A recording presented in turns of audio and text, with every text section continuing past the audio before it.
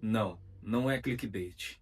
Eu realmente decidi romper de uma vez por todas com a Igreja Católica. Olá, sou eu mais uma vez, Matias Erisson. Seja muito bem-vindo, bem-vinda, bem-vinde ao meu canal. Uma vez por semana eu sento aqui nesse sofá para falar sobre arte e cultura, sempre do ponto de vista do artista, da forma mais sincera e transparente possível. Quero pedir para que você deixe o seu like e se inscreva nesse canal, porque vai me ajudar muito. Especialmente hoje, eu mereço muito o seu like e a sua inscrição, porque é um vídeo que está sendo muito difícil para eu gravar. Eu tô o dia inteiro tentando gravar esse vídeo e já fiz quase uma hora de vídeo, apaguei. Depois fiz meia hora, apaguei de novo. E eu tô tentando fazer das tripas coração para que esse vídeo saia. Porque apesar de estar sendo muito difícil de gravar, porque envolve traumas, envolve muitas complexidades, mas eu sinto que eu preciso fazer isso. Então, se puder, dá o seu like. Bom, vamos pro vídeo então? Bora. A Igreja Católica esteve presente na maior parte da minha vida.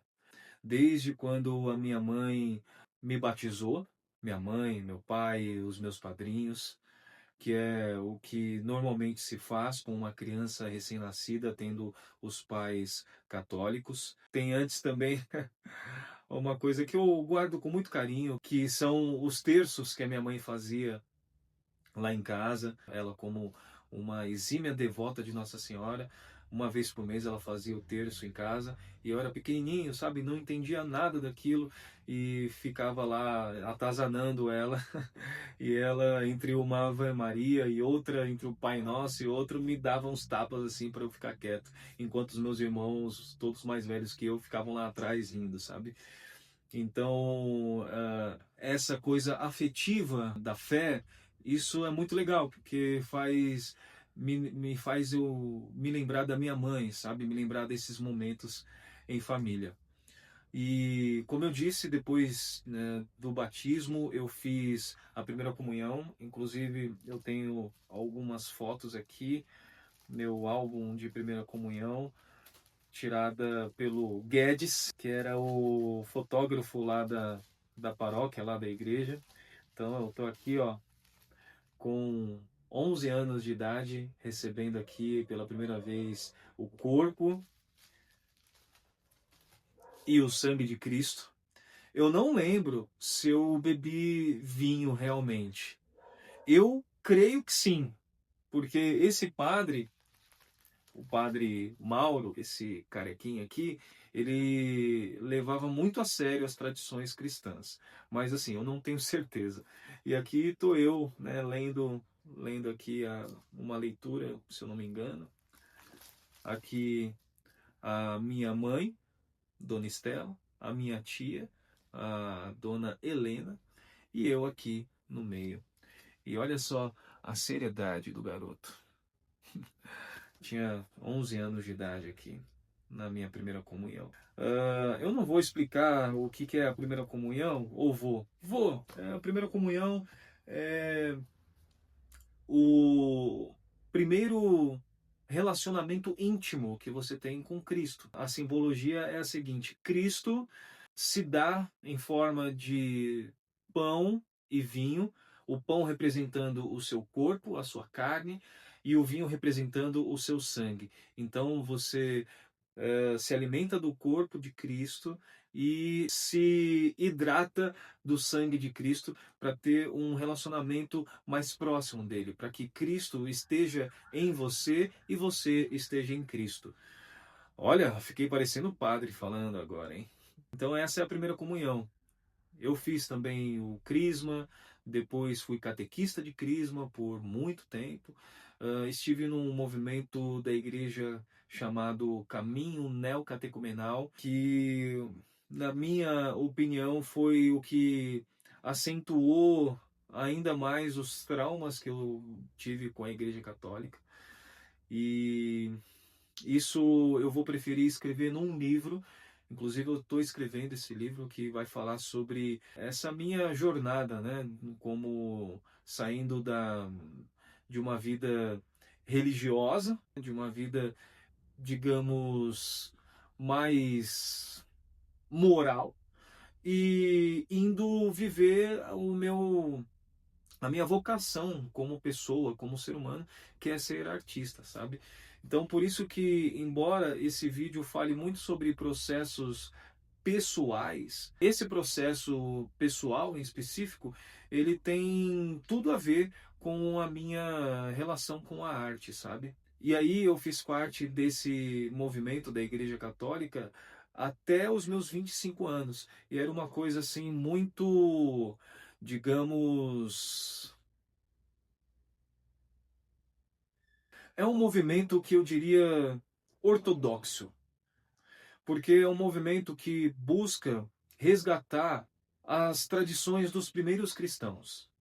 Depois que Cristo morre e ressuscita, ele volta, né, para os discípulos e fala para os discípulos ir para o mundo e anunciar a grande notícia que Cristo tinha ressuscitado, tinha morrido e ressuscitado em remissão dos pecados da humanidade. E aí, um artista, acredita? Era um artista, chamado Kiko Arguero, ele, depois de umas crises existenciais que ele estava vivendo, ele vai para as favelas lá da Espanha e, inspirado pela Bíblia, pelo Ato dos Apóstolos, ele começa a evangelizar as pessoas e criar comunidades. Aí essas comunidades foram intituladas de Caminho Neocatecumenal, e aí esse movimento foi reconhecido pela Igreja Católica e, enfim, faz parte aí da igreja, né? E eu fiz parte disso por 10 anos da minha vida. Então, assim, foram dos 14 anos, né, da minha adolescência até a minha vida adulta. A Igreja Católica como um todo, desde o início até os meus 25 anos, a Igreja Católica foi a minha vida. Por mais que eu gostasse de arte, por mais que eu gostasse de música, por mais que eu tivesse vários outros sonhos na vida, no fim das contas, a igreja era a minha realidade até esse momento, sabe? Eu tenho 37 anos agora. Fiquei 25 anos dentro da igreja. Ou seja, a maior parte da minha vida foi dentro da igreja. Então, tudo isso que eu vou falar agora, todas essas coisas que eu estou trazendo, é lógico que é uma visão pessoal, mas é uma visão a partir de uma experiência que eu tive, uma experiência profunda com isso. Por isso que é complicado eu falar sobre isso, por isso que é difícil, porque eu estou assumindo um risco de ser julgado pelas pessoas. Porque as pessoas que me conhecem hoje, elas nem fazem ideia de que eu vivi tudo isso dentro da igreja, sabe? De que eu estive por tanto tempo lá. Que as minhas ações, que a minha vida, que a minha forma de enxergar o mundo foi, por muito tempo, baseado nisso, sabe?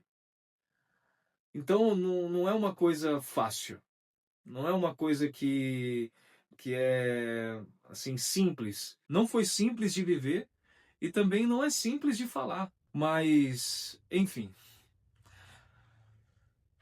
eu acho que eu, no fim das contas, essa minha dificuldade de falar sobre isso é reflexo desses traumas ainda.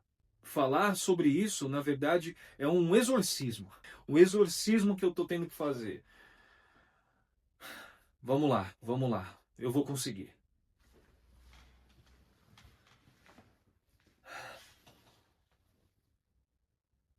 É muito difícil, cara.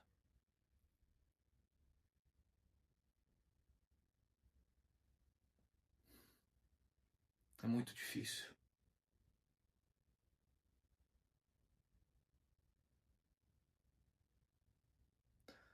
A minha vontade é de desligar esse vídeo e não fazer mais nada, sabe? Não falar mais nada, porque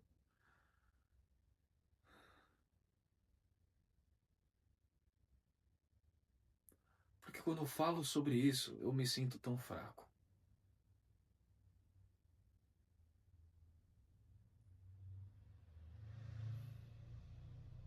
Eu acho que foi isso que a vida religiosa fez comigo. Me deixou fraco. No vídeo passado, eu falei sobre como a arte me fazia mais humano. E hoje, eu quero dizer que a igreja me desumanizou. Fez com que eu me sentisse realmente fraco. Eu não sei dizer se foi todos os 25 anos que eu vivi lá, mas a maior parte foi eu me sentindo inadequado. Foi eu não me sentindo bom o suficiente para estar ali.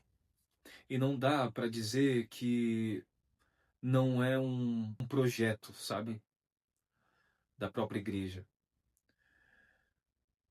Porque para você fazer parte de uma igreja, de uma religião cristã, principalmente, você precisa ser pequeno. Você tem que deixar de ser você.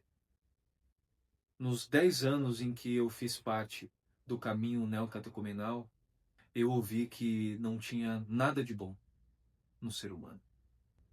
E todas as histórias que se contam lá, todos os relatos, todos os testemunhos, são de pessoas que deixaram de ser quem eram. Isso serve muito para quem está perdido nos vícios, para quem tem atitudes éticas questionáveis. Realmente é preciso mudar, é preciso ser um ser humano diferente, é preciso repensar as suas ações, porque as suas ações elas não têm só consequência para você, mas têm consequência para as outras pessoas. Então, para essa pessoa, esse discurso serve muito, mas não serve para um garoto que passou uma vida inteira tentando ser aceito, que passou a vida inteira achando que não era bom o suficiente. E aí, esse garoto que já não tem autoestima vai para um lugar onde sempre é dito que, ó, você é ruim, você não é bom o suficiente. Não existe nada de bom em você. Você não pode querer nada da vida, a não ser estar aqui dentro. Eu vi relatos assim de pessoas que diziam que, putz, eu queria conquistar o mundo, mas Cristo me chamou para viver uma outra vida. Cristo me chamou para estar aqui, para renunciar tudo e estar aqui na igreja. E eu por dentro, eu queria conquistar o mundo, porque eu vim de uma família que não tinha ambições de vida, sabe? Não queria conquistar nada a não ser ter o que comer, ter o que vestir, sabe? A nossa dignidade sendo jogada no ralo. E eu queria sonhar. Eu queria coisas boas da vida, sabe? Não só sobreviver, não um sacrifício. E a igreja falava o tempo todo sobre carregar a cruz, a exaltação do sofrimento. Só que eu vou te falar uma coisa. Quando você não tem o que comer, quando você não tem as mínimas condições, quando você não tem nenhuma perspectiva de vida, você dizer que o sofrimento é o caminho, cara, você já está cansado de sofrer. Está cansado de ver a sua mãe trabalhando e trabalhando e trabalhando e trabalhando, se colocando sempre em posição assim de subserviência, sempre na posição de subalterno, sabe? Você não vê coisas boas em você e por isso você tem que se submeter para dar de comer para os seus filhos. Você, sabe, ver a sua mãe sendo humilhada e ela aceitar isso para que você tenha o que comer. Eu preferia passar fome. De verdade, eu preferia passar fome. E aí eu vou para a igreja com todos os meus sonhos, com todos os meus planos, e constantemente eu ouço que eu não deveria sonhar, que eu não deveria ser grande, que eu não deveria querer conquistar as coisas. Era viver numa prisão. Na minha família eu tentava ser que nem os meus irmãos, sabe? E não conseguia, porque eu era diferente, cara. Eu nasci diferente. Eu nasci com objetivos diferentes, eu nasci com uma personalidade diferente, eu nasci com um jeito diferente. E aí eu me sentia inadequado na família. Nunca tinha nada de bom que pudesse aproveitar de mim. E aí, quando eu vou para a igreja, mais especificamente no caminho neocatecumenal, isso só se acentuou mais. Porque eu não conseguia ser como aquelas pessoas eram. Eu não conseguia ser bom o suficiente. Porque eu queria mais. Porque eu sentia uma forte inclinação para a arte. Mas eu sentia que aquilo não. Teve um dia que eu fiz tranças no meu cabelo e eu queria muito fazer isso, sabe? Eu tinha 20 anos. E aí eu cheguei lá na igreja e um dos meus líderes espirituais olhou assim para minha cabeça assim, com um olhar de reprovação, sabe? Me deu vontade de ir embora e raspar o cabelo, arrancar aquelas tranças, porque aquilo não cabia ali. Eu não cabia ali. E não é assim, não caber na igreja. Parecia que eu não cabia nos planos de Deus. Eu me sentia um erro de Deus, por ser quem eu era. Eu acho que muito da minha depressão veio dali, sabe? De achar que eu não deveria estar aqui nesse mundo. E é claro que eu cometi erros. Todo mundo comete erros. Só que o erro para um cristão é pecado. E pecado é mais do que erro. Às vezes o pecado é como se fosse uma sentença de que você não serve. E é claro, tem a confissão, né, a absolvição dos pecados e tudo mais. Mas aí você, obviamente, você vai errar de novo. E aí, por mais que as palavras sejam de misericórdia, né, de que Cristo nos redimiu do pecado, a sua vida cotidiana, a forma como você enxerga o mundo e se enxerga é sempre pesado. Então eu estava sempre me sentindo culpado, estava sempre me sentindo insuficiente. Então eu não me permitia sentir nada. Eu passei a aprender a viver como a minha família me ensinou aliás, tentava me ensinar a viver e eu relutava. Eu passei a tentar não sentir mais as coisas. Me desumanizei.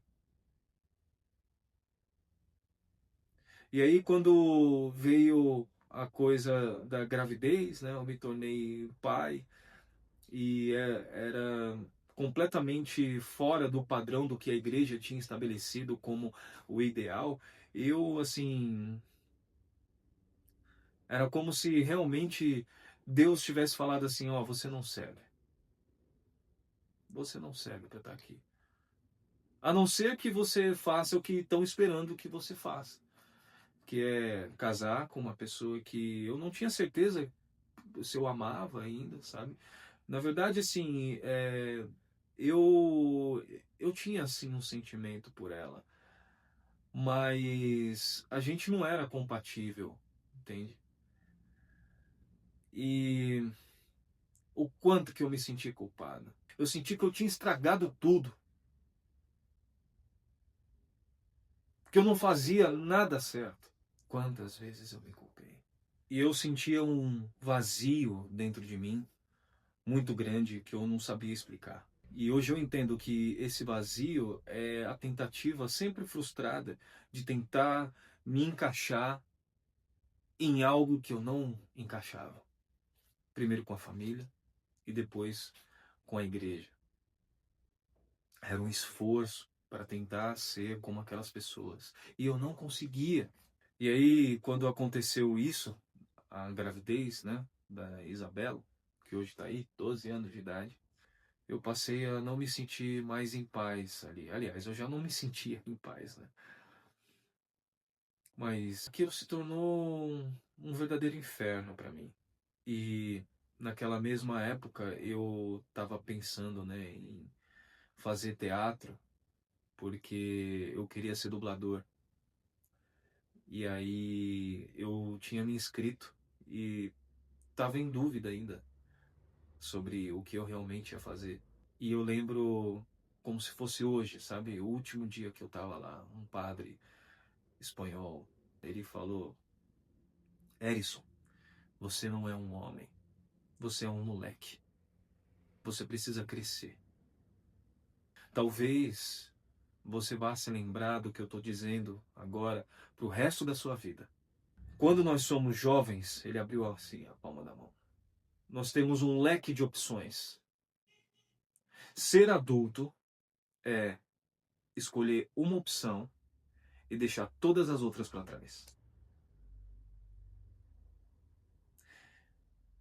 E eu escolhi a minha opção naquele momento. Decidi sair da igreja. Eu não estava aguentando mais, sabe?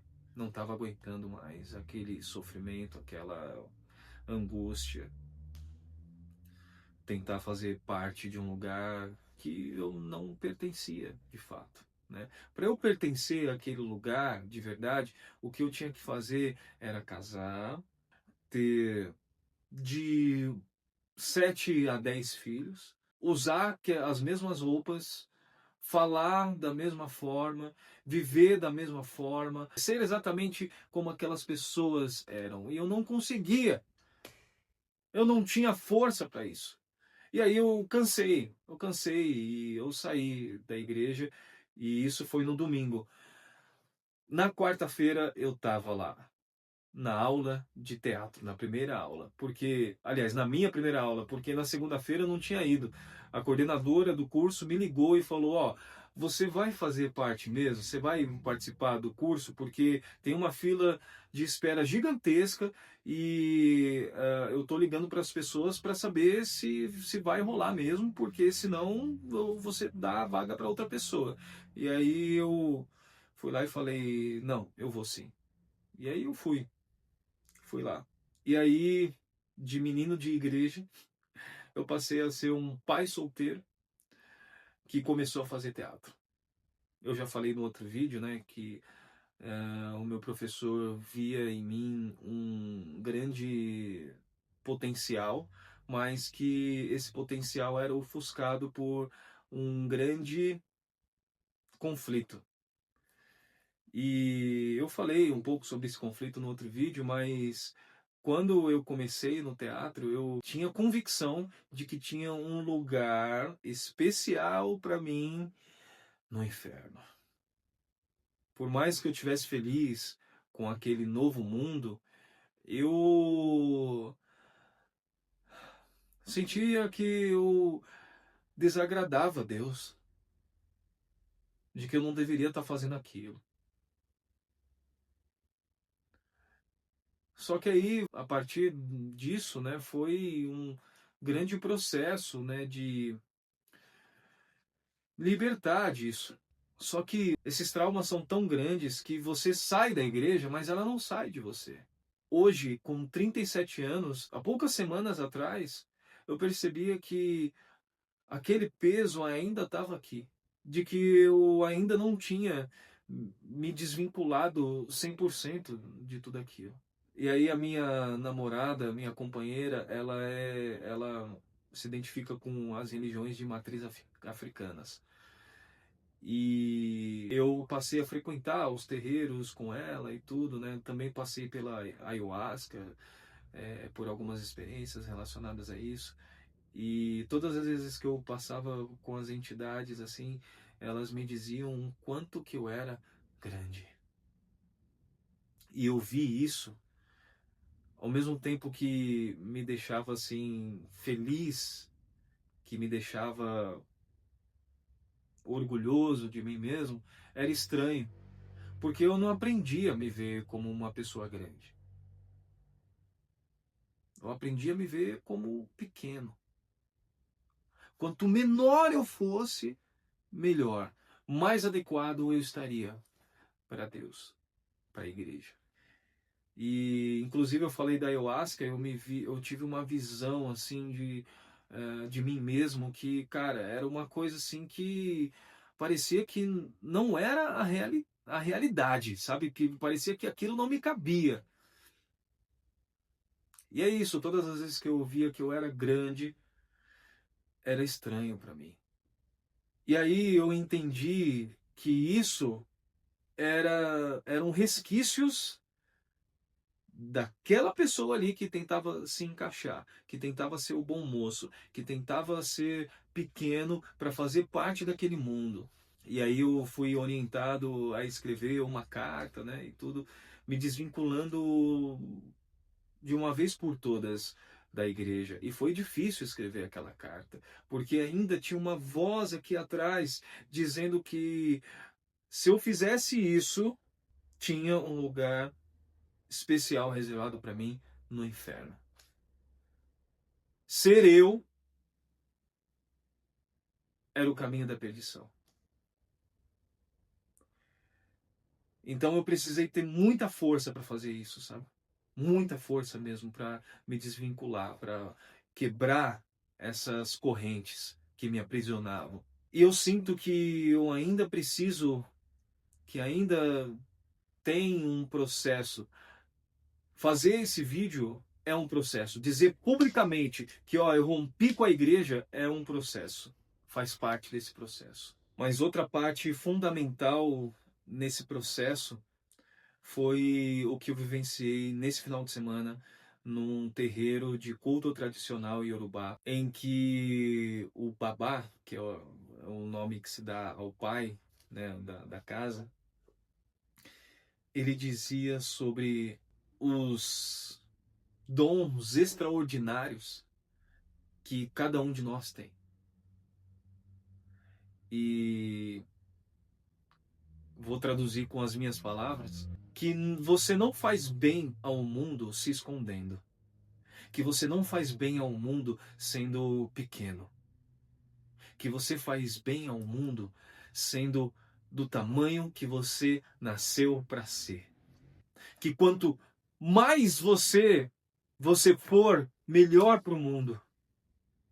E aí naquela cadeira, eu comecei a me emocionar, sabe? Porque aquilo bateu tão forte para mim. É como se eu tivesse caminhado a vida inteira para chegar naquele lugar ouvindo aquelas coisas. É como se pela primeira vez na minha vida alguém me dissesse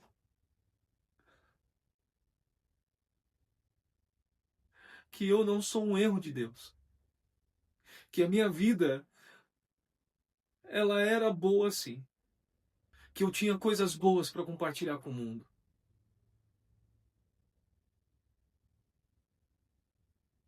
que eu não era um erro de Deus. Ao contrário, que eu sou parte de Deus, que existe um Deus dentro de mim. Porque a grandeza que tem dentro de mim é a grandeza de Deus. E que eu não posso esconder isso. Que eu não posso ser pequeno. É muito louco, assim, porque você começa a pensar, né? Pô, quanto tempo eu perdi indo pra cá, indo pra lá, tentando ser alguém que eu não era. Tentando me encaixar naquele lugar pequeno que queriam que eu ficasse. Eu sou muito grato por esse eu que tem aqui dentro ser tão grande a ponto de eu não conseguir me encaixar.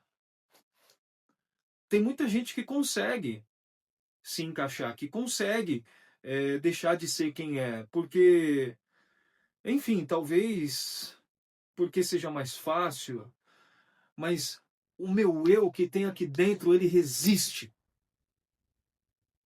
A verdadeira luz para o mundo é a luz da grandeza.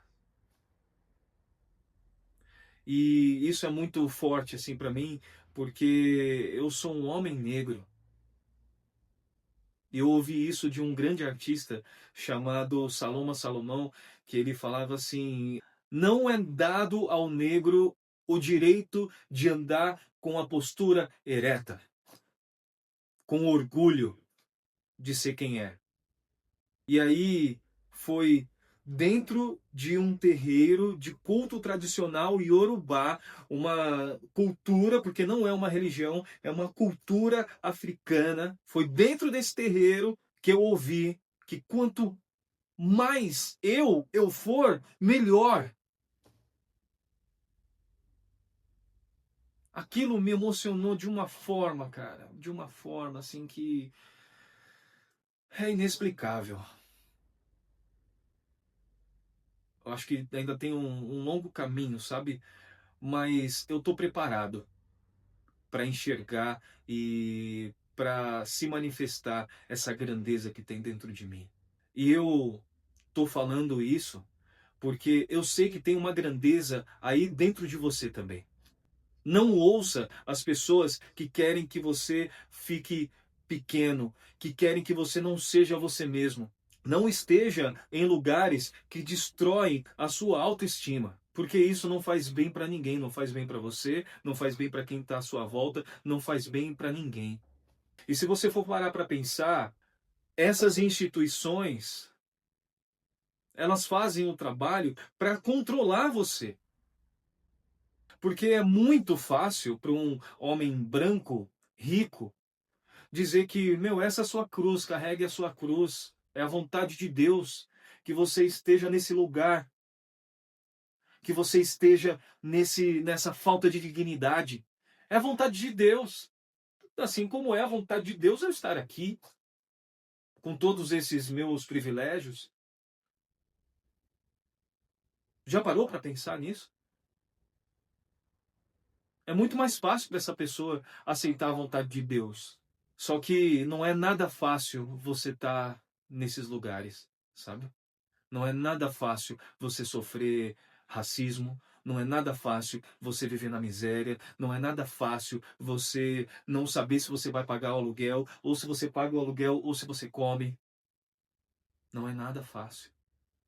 Não é nada fácil você não viver os seus sonhos, você não ser quem você é, você viver dentro de um casulo. Eu não nasci para viver dentro de um casulo. Eu nasci para voar. E eu sei que você também nasceu para isso. Então, ainda há tempo de você enxergar a sua grandeza. É lógico, assim, você que está assistindo esse vídeo pode ser católico, pode ser cristão, evangélico. Eu não quero que você deixe de viver a sua fé também. Eu respeito isso, sabe? Nunca vou ficar te ridicularizando nem nada disso, sabe? Então não é esse o intuito desse vídeo, mas para mim isso não serve mais. Então, a partir de agora, eu tô no comando, sabe? Eu tô no comando e eu vou fazer de tudo possível para não só enxergar, mas viver essa grandeza. E isso eu tô falando como artista. Eu tenho plena convicção de que as dificuldades que eu vivo como artista são enraizadas nessa visão, entende? De que de que eu não sirvo, de que mas esse é o momento em que isso vai mudar. E eu estou muito feliz de ter conseguido concluir esse vídeo, sabe? Pode ficar muito grande esse vídeo, mas eu tô muito feliz. Eu tô muito feliz por ter conseguido vencer isso, sabe? Ter conseguido chegar aqui na frente desse celular, desse iPhone 13 e falar tudo que eu penso, entendeu? E falar tudo que eu sinto e ser eu mesmo, sabe? Estar forte, estar com a postura ereta, porque é para isso que eu nasci.